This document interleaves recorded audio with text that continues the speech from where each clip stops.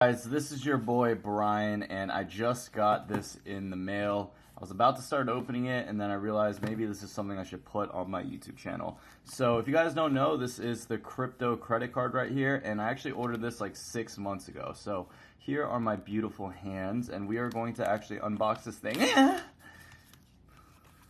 Alright.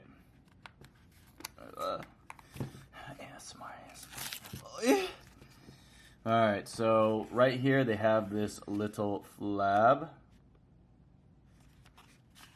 I'm gonna open this right here. This is the MCO card. Thank you to Simple Words, but they have our entire team behind our...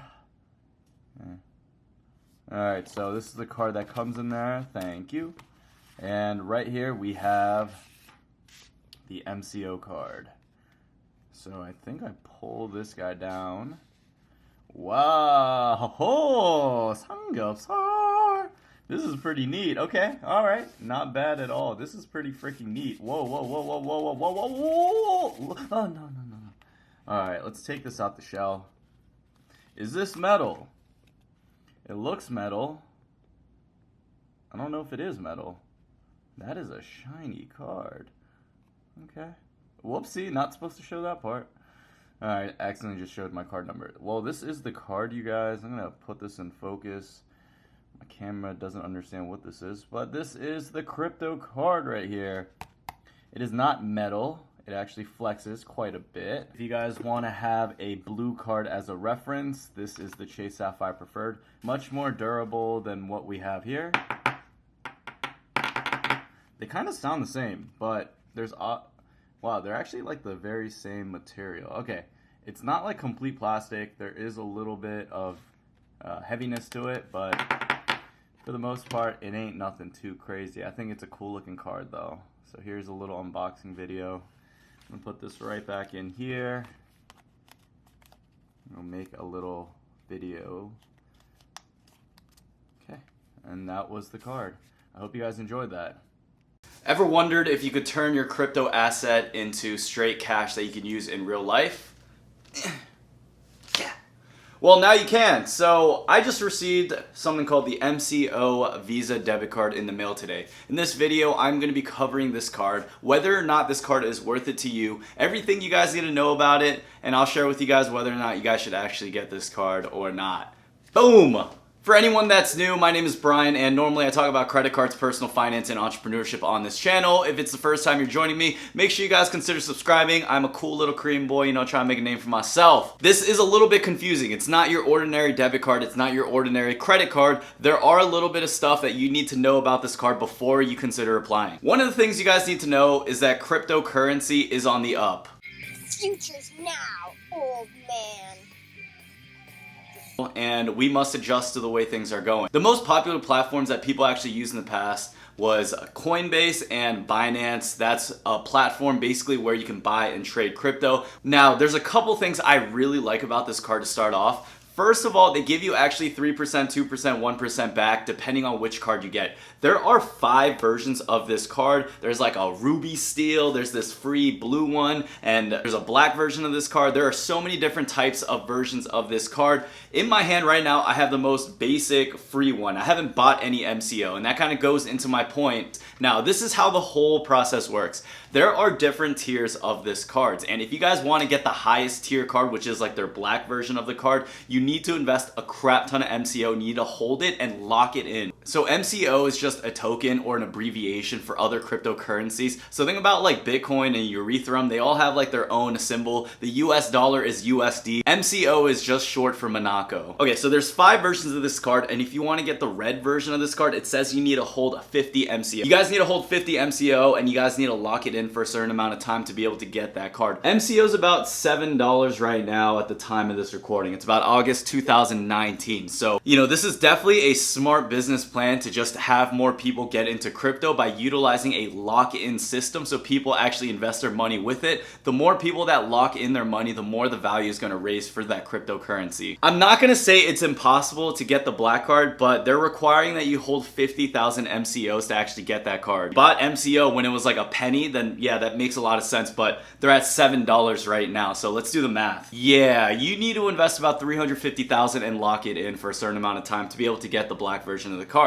Now the question kind of leads into, is it worth putting that MCO? Is it worth locking in? Now this is going to be dependent on a couple factors. One of those factors is how liquid are you and how much money do you have? Second factor is how many of the benefits that they are providing to you will be worth it. They provide a couple things which I find really interesting. I haven't seen many debit card companies do this at all. So on top of the cash back that they offer you, they do a couple things. They give you Spotify and Netflix reimbursement, and then on top of that, they give you airport lounge access. Now the lounge access is pretty cool, but to get that, you need to invest 5,000 MCO to qualify for that, and there are a ton of other credit cards that'll give you this benefit without having to drop a couple $1,000s to get something like this. Now, one of the things I ask myself immediately is, does this card have any fees? Do I need to do anything to get it? You really don't have to do anything. They don't do a hard pull. They don't check your credit. And I personally applied for this card like 7 months ago. I think back in like October, November when they first released. I just got this card now in August and I did not receive any hard pull on my account. I did not have to pay any fees. They just shipped me a free card and it's just sitting in my room now. I think the Spotify and Netflix edition is pretty cool, but I don't really think that is a determining factor unless you really use it a lot. There are other services that give you subscription-based credit. So one of the cards that I used to use was the Uber Barclays card credit, and that actually gave me subscription.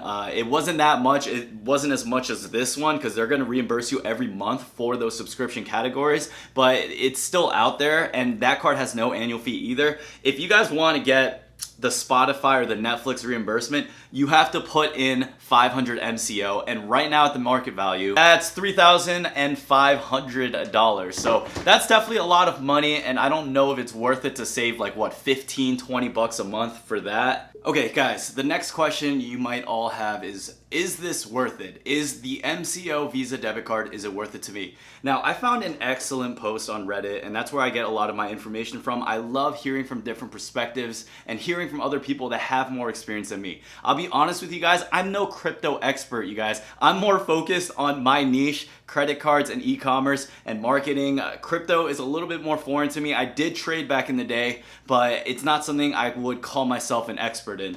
I went on Reddit and I found a great little thread right here basically talking about whether or not this would bring value to you. Now, there are so many abbreviations in here that I did not know, and I still kind of don't really understand fully, but I'm going to do my best to try and explain these things because I did pull up other websites that explains a lot of it. This post right here is basically where a user breaks down whether or not the MCO card is worth it. He actually lists all 5 of the cards and then gives a Y variable that is stagnant. So the assumption is if you spend $1,000 per month on a single card, if you have a Spotify, Netflix account, if the CRO price is at 3 cents, if you have airport lounge access and you do like 2 return flights a year, starting with the Midnight Blue, if you spend $1,000 on that card, you guys, you're estimated to get about $120 cash back for that year. Is that good? No, that's actually pretty bad. If you guys utilize credit cards like I teach on this channel, you can get up to 20 to 30% cash back if you chase the minimum spend requirement or the welcome bonus for those cards. An example is if you're trying to get the Chase Sapphire Preferred, it's a good card. Go get that card. What you guys can do is actually get that card, spend $4,000 on it, and they'll give you 60,000 points, which is evaluated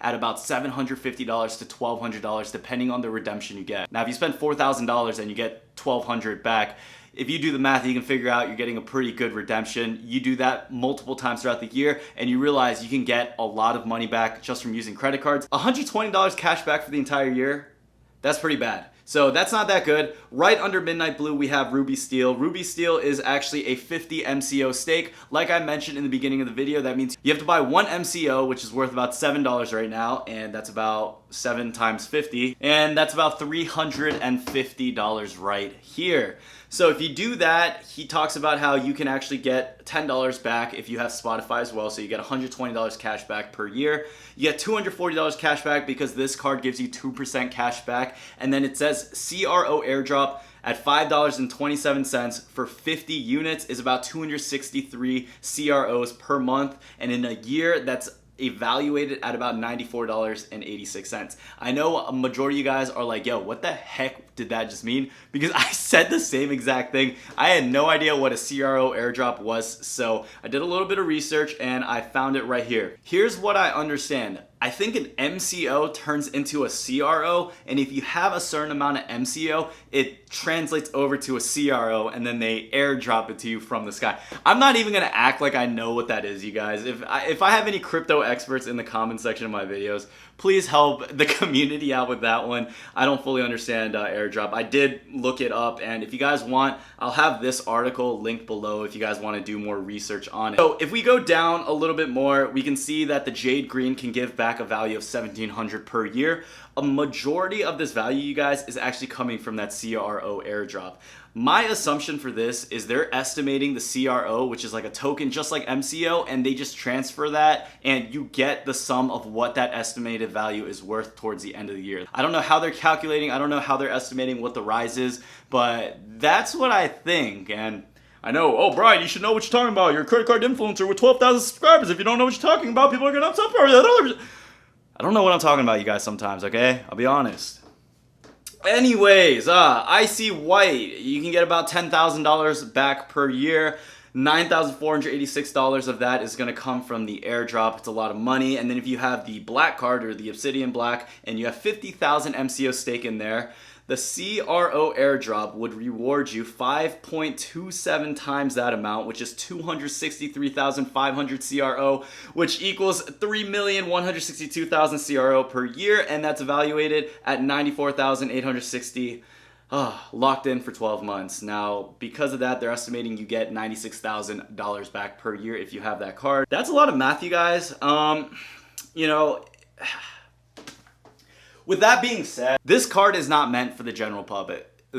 This card is not meant for the general public. This card is meant for people who understand crypto, that have been in the crypto game, because on top of getting cash back and on top of getting your general rewards and that subscription reimbursement, you do need to understand a little bit about crypto just so you know where your money's going. If you're not trading crypto, if you've never done it before, I don't think this is a card I would recommend to you guys. You guys can get that free blue card because you're not losing out on anything. It's just a free card that you can add to your pocket organizer. It's a nice card that you guys can add in there that you're not going to lose anything out with. Because there's a referral link, you guys get $50 every time you sign up. That's the only reason I would get this card. I would put in the money, get that $50, and then pull that all out. But here are my final thoughts. I think this is a great movement in terms of just where we're advancing as a society. We're moving away from banks and we're going towards cryptocurrencies, and I know the banks do not like that. So I know there's going to be a lot of regulations. I know Crypto.com is probably going to go through something. If they haven't already, they will in the future. This card really just gives us that opportunity to be able to use different forms of currency in real life. This is the first time I've seen anything like this, especially in the United States, and I think it's a very cool concept for anyone to go out there to go buy a Chipotle burrito with cryptocurrency technically right now. I think it's just insane. So if you guys have any questions, drop it down below. But if you guys did enjoy this video, if you guys found this helpful at all, make sure you guys drop a like. If you guys want to support this channel, help your boy out, make sure you guys check out the links in the description. Like I said, I will have that $50 referral link linked down below too. But in the meantime, I'll see you guys on the next video, and peace, my G's.